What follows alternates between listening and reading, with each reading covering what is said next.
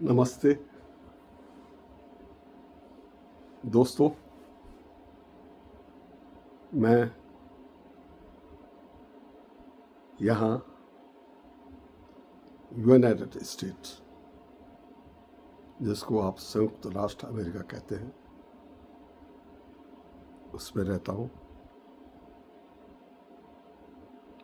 और मुझे ख्याल आया कि जो मेरी मूल देश है भारत, और जो हमारे यहाँ जो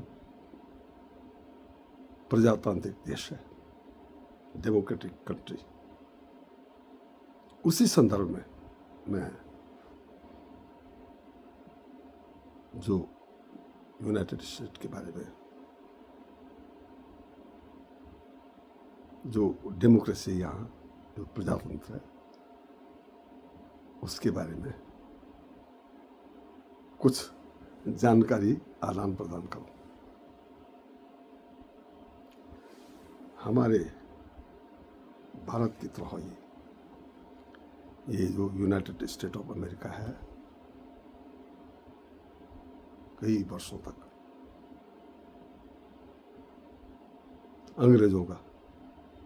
अंग्रेज तो अब ये भी है, लेकिन जो यूनाइटेड किंगडम है उनका गुलाम रहा, कॉलोनीज थी। तो सितंबर 1787 को आज़ाद हुए और इन्होंने अपना जो कॉन्स्टिट्यूशन है, संविधान अपनाया। और उसका मूल मंत्र क्या था? वी द पीपुल, यानी जो सारी ताकत सरकार की किसके हाथों में है? प्रजा के हाथों में, जनता के हाथों में। जनता जनार्दन।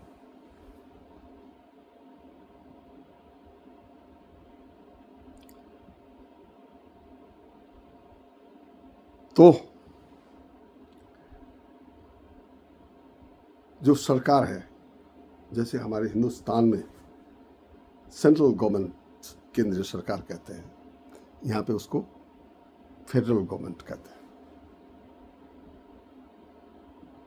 और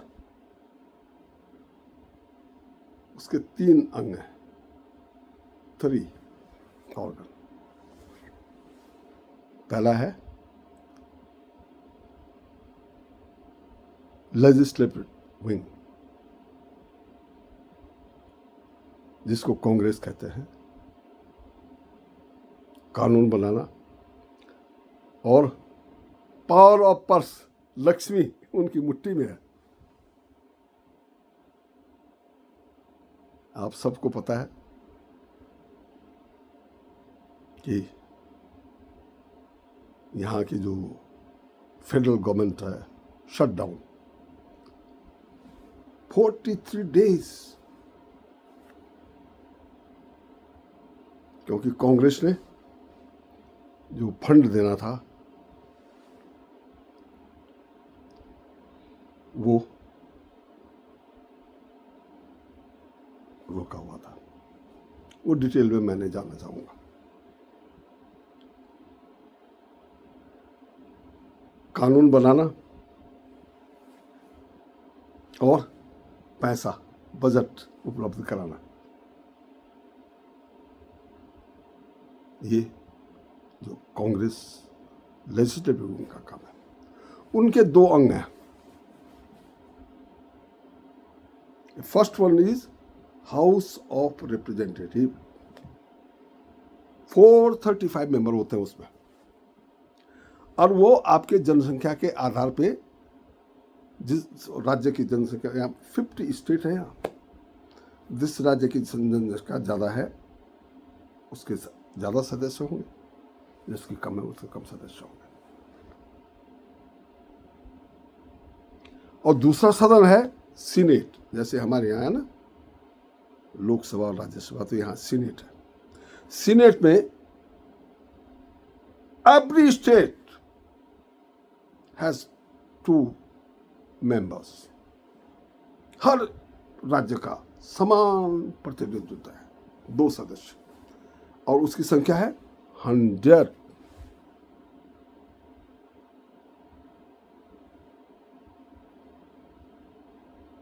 नंबर 1। एक यहां पे separation of power and check and balance, जैसे हम यूनिवर्सल ट्रुथ कहते हैं, वो जरूरी है। यानी सबकी अलग अलग ताकतें हैं, एंड चेक्स एंड बैलेंस, कोई अपनी सीमा का अतिक्रमण न करे तो दूसरे को अधिकार है उसको चेक करने का।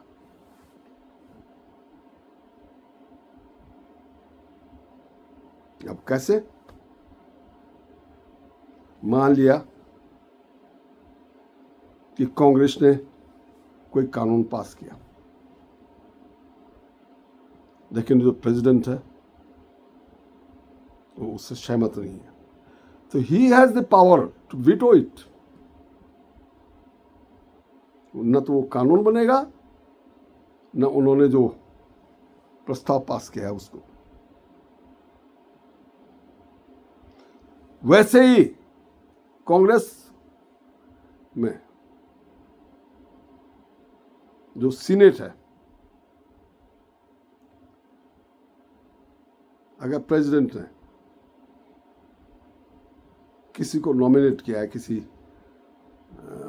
पोस्ट के लिए, जैसे हमारे यहाँ मिनिस्टर होते हैं, एम्बेसडर होते हैं, उसके लिए, और सीनेट ने उसका अनुमोदन नहीं किया, तो दैट इज चेक्स। और वैसे ही कांग्रेस ने सहमत हो गई, प्रेसिडेंट ऑफ यूनाइटेड स्टेट भी सहमत हो गए, लेकिन जो सुप्रीम कोर्ट है वो सहमत नहीं हुआ। Supreme court has the power to declare it unconstitutional, असंवैधानिक। अब जो दूसरा विंग है गवर्नमेंट का, दूसरा विंग, पहला first is legislative, Congress, house of representative plus senate, and second is president. तो यहाँ जो हमारा सिस्टम है वो यहाँ वो सिस्टम नहीं है। हमारे यहाँ जो राष्ट्रपति है is the head of state, and the prime minister is the head of central government, and he is first among equal, he is not the boss. The president of United States of America is the boss.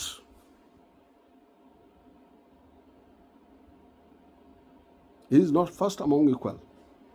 He is the boss. और जिनको वो nominate करेंगे, जैसे मैंने बताया, subject to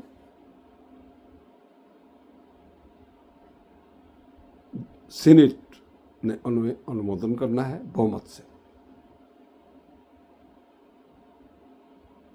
this is check and balance, and he is also the head of the government. एक तो head of the state and head of the government. Apart from that he is the commander in chief. सारी थल सेना, नौसेना, वायुसेना, space, all are under him. इतनी power है president of United State of America.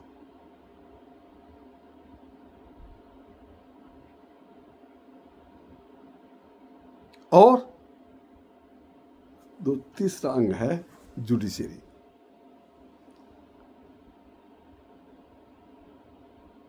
यहां पर जैसे फेडरल गवर्नमेंट, हमारे यहाँ कहते हैं केंद्रीय सरकार, इनके अपने फेडरेशन कोर्ट है, सर्किट कोर्ट है, अपील कोर्ट है, and the highest one is supreme court. 9 जजेस होते हैं उसमें। Same provision, they are nominated by the president and have to be validated and confirmed by the Senate. लेकिन check and balance के तहत उनकी पावर है, तो दे कैन डिक्लेयर जो कानून कांग्रेस ने बनाया है, प्रेसिडेंट उसको असंवैधानिक घोषित करने की उनको they have the power, check and balance.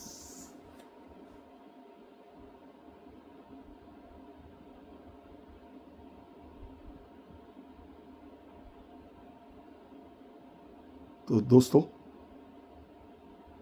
आप सबको पता है कि प्रेसिडेंट ऑफ यूनाइटेड स्टेट ने एक कानून के तहत दुनिया के तमाम देशों पे टैरिफ लगाया है। मेगा के तहत, मेक अमेरिका ग्रेट अगेन,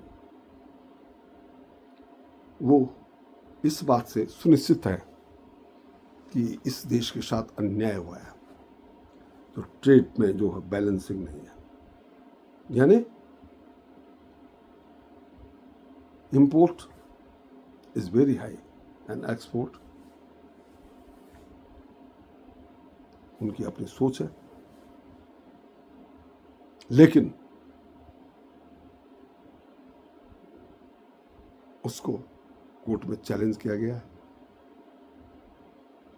जो फेडरल कोर्ट है, सर्किट कोर्ट है, उनके जजमेंट के हिसाब से दिस इज अनकॉन्स्टिट्यूशनल, और अब केस सुप्रीम कोर्ट में है, सुनवाई हो गई है और जो जजमेंट है उसकी प्रतीक्षा है।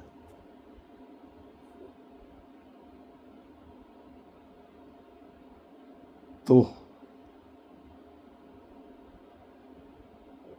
मुझे खुशी है कि मैंने जो यहाँ ये डेमोक्रेटिक सिस्टम है। हाँ, एक चीज़ और मैं आपसे साझा करना चाहूँगा कि यहाँ 50 स्टेट है, उसके अलावा जो फेडरल गवर्नमेंट जहाँ वास करती है उसको कहते हैं district of Columbia, Washington DC. तो 48 जो स्टेट हैं उनकी अपनी जो है अलग कानून है, जो प्रांतीय कानून है। जैसे हमारे यहाँ है ना कि कुछ वो उसमें आते हैं कि जो सेंट्रल गवर्नमेंट के अंडर में आते हैं, कुछ स्टेट गवर्नमेंट के अंडर में आते हैं, तो उनकी अपनी न्याय व्यवस्था अलग है, उनके सुप्रीम कोर्ट अलग है। रिलेटेड लोकल इश्यूज, जो लोकल जो उनके स्टेट से रिलेटेड है, लोकल इश्यूज से रिलेटेड है। तो पुनः आपसे यहाँ के बारे में किसी और विषय पर आपसे चर्चा करना चाहूँगा। तब तक के लिए आपको मेरा सादर प्रणाम। नमस्तुभ्यम।